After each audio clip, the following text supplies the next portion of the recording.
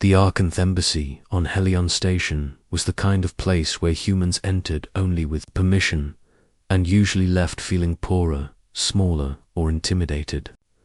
The Arkanth were elegant, towering, crystalline-boned aliens whose silver-blue skin shimmered like refracted starlight. They were brilliant, political, and famously cold, which meant Yalen Ward did not belong there. Jalen was a mechanic, one of those grease-covered humans who spent their days crawling inside engine guts bigger than starships. He lived in Dockside Sector 7, in a tiny single-room unit above a recycling plant that never stopped humming. He had no honors, no ranks, no wealth, just calloused hands and a stubborn heart. And that stubborn heart had gotten him into trouble today, because instead of fixing a civilian shuttle battery like he had been contracted to, he had been forcibly escorted by 2 Arkanth honor guards into their quiet, marble-floored embassy halls, all because of a malfunctioning translator core. At least, that's what they told him. In truth, the Arkanth were hiding something. The silent child ambassador, Valera Eth, the highest-ranking Arkanth diplomat assigned to human space, walked into the chamber like a moving sculpture. Her gown rippled like liquid metal.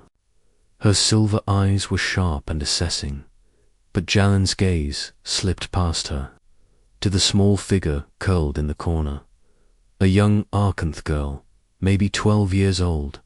Her skin was dim, lacking the usual iridescent glow of her species. She clutched a small spherical device, a personal translator orb. It flickered weakly, emitting a glitchy hum. "She is my daughter, Arila," Valera said. Her voice was cool, but beneath it trembled something unexpected. "Fear. She has been mute since birth. Every physician, every neural architect, every telepathic engineer of my people has failed to help her." Yalon swallowed. "And you brought me to fix the translator orb," Valera said. "Your species is astonishingly creative with machines.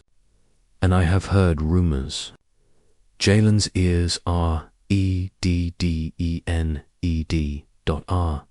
Those rumors, stories that humans could feel machines, that their brains treated circuits like instruments. Most aliens couldn't understand it. They relied on perfect blueprints or genetic memory. Humans, they improvised, sometimes brilliantly, sometimes stupidly. He was no miracle worker, though I can look at it, he said softly, "but it won't make her speak." Valera's voice cracked. "Just try." Arilla flinched at the sound, curling tighter around the broken orb. She wasn't just mute, she was terrified. The mechanic and the girl jailer knelt in front of Arilla, slowly, carefully, like approaching a wounded animal. "Hey," he whispered. "I'm Yalen. I'm a friend." Arila's large silver eyes blinked. She tilted her head, curious. She tapped the orb twice. It hissed, sparked and died. Yalen reached out a hand, letting her see it shake. "Let her know you're scared too," he told himself. Honesty is universal. She extended the orb. It was heavier than it looked. When he opened it, his breath caught. This wasn't a translator. It was a neural resonance, modulator, highly advanced Arkanth device, meant to bridge thought, sound, and projection. Not something meant for a civilian child. "This is medical equipment," Yalen murmured. "You're trying to help her make sound waves." Valera bowed her head. "No Arkanth child in our recorded history has been born without resonance. Without voice, she cannot participate in the song communions. She is incomplete." Yalon looked at Ari. She was shaking. Not mute from disability, mute from isolation. The device wasn't broken. It was The frequency was too intense for her underdeveloped resonance core. It overloaded every time she tried to express anything. He exhaled. "I can fix it," he said. "But it might not work the way you expect." "Anything," Valera whispered. A human fixes the impossible. Lolan spent hours in the quiet marble room. Tools clattered. Sparks flew. Arilla watched everything with wide eyes, fascinated. What amazed her most wasn't the tool work. It was the way he hummed. Humans hummed while working. Arkanth didn't. Humans tapped their feet. Arkanth didn't. Humans filled silence with little tunes. Arkanth didn't. Arilla scooted closer. "You like this?" Yolon murmured, smiling. She nodded, a tiny gesture, but it was enough to make her mother gasp, finally. He snapped the casing back together. "All right," he said. "But this will only work if you're not scared. You don't need to force resonance the Arkanth way. Just make any sound, a breath, a hum, a whisper. The device will translate it." Arilla swallowed. He placed the orb in her tremoring hands. "Ready?" She closed her eyes and breathed out a soft, trembling exhale. The orb captured, it amplified, it modulated it, and with a tiny chime, it projected a sound into the air. ... High. The sound was synthetic, weak, filtered, but it was a voice. Arilla gasped, her eyes bursting into bright crystalline glow.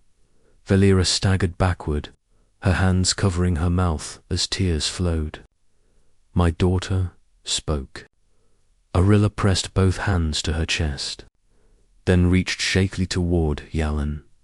He didn't need a translation. She was trying to say, "Thank you, asterisk." What the Arkanth could not believe.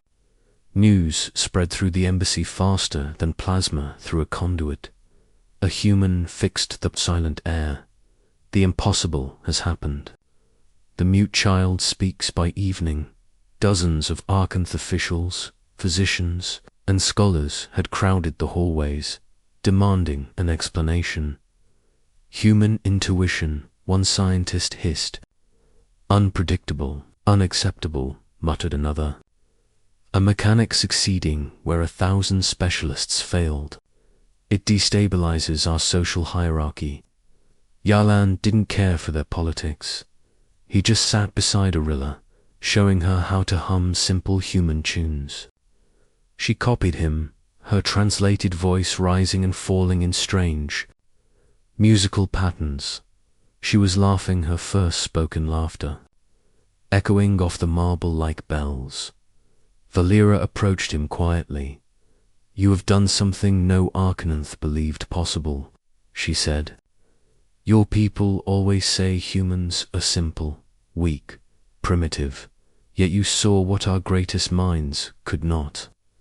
He shrugged. "I just listened. That's all." "No," she said gently.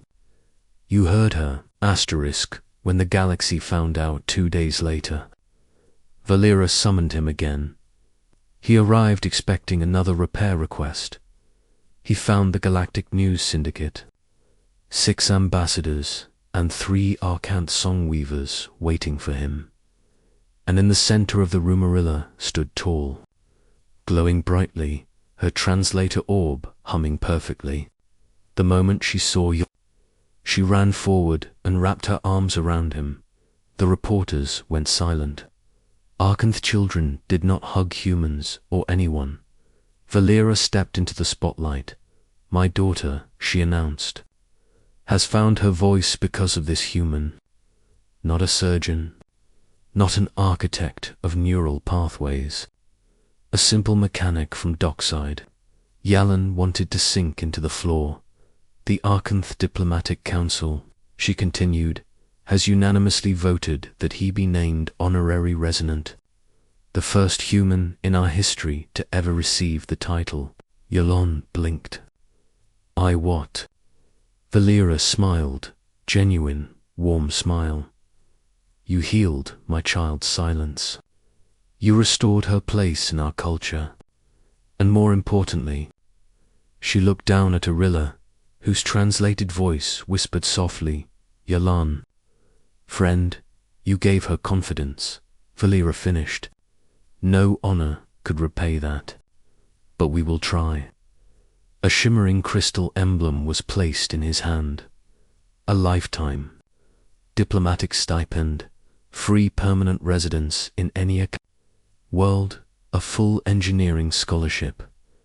He stared at all of it in disbelief. I don't understand, Yalan whispered. I just fixed a machine. No, Valera said. You fixed a heart. HFY, humanity. At its best, when Yolan left the embassy that evening, he didn't walk alone.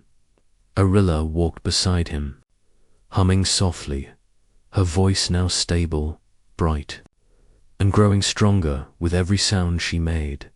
Her small hand slipped into his dot, not out of fear, but trust, hope, joy. You made her life possible. Valera had told him, but Yalan knew the truth. He didn't give Arilla a voice. He just gave her a chance to use the one she'd always had. And that, in a galaxy of cold, logic and perfect technology, was something only a human could do. Asterisk.